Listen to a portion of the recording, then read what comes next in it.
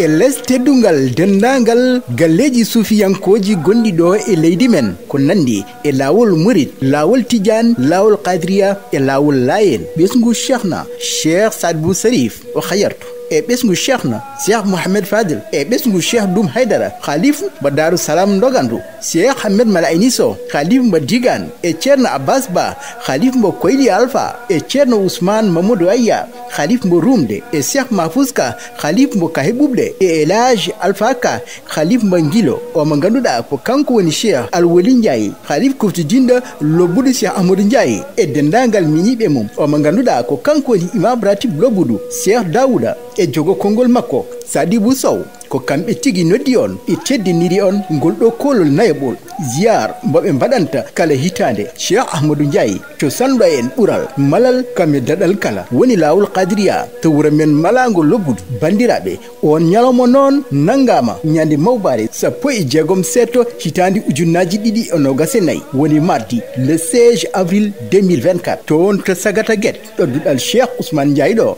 janguinowo fammina setta hakkillaji ɓisguji meɗen holno dabe on don nyaloma ko o ganduda ko kanko woni Cheikh Ahmadou Aissata Ba khalif mo getardo ko nonne e Cheikh Ibrahim Sow khalif mo gembe Cheikh Moustapha Sarr khalif galle Cheikh Oumar Sarr o ganduda ko kanko woni Ousmane Sow to Dakhle Fulbe e monsieur Amarlo Gaydel maire mo Sagata Guet e monsieur Ababakar Siddiq Ndiaye sous-préfet mo Sagata ko nonne e monsieur Mamadou Aw commandant brigade gendarmerie mo Sagata e Aliou Badara Gaye chef du village mo Sagata hol subabe teddenira on don nyaloma ko ganduda ko kanko woni Serigne Abo Mbacké ko cernajo mawdo don sagata e o ganduda ko kanko woni Amadou Hadrane Ndiaye goto e tanirabe Cheikh Ahmadou Ndiaye bandirabe holno jubudi on don nyalamo fay lelerade walla biyen programme o tuggi waktuji jeetati ha waktuji sappo ko jabbade e bismade hobbe teddube arbe notade tuggi waktuji sappo ha waktuji sappo e didi ko jangude deftere Allah teddunde alquranul karim jam e kisal daniel kame dadal nyaage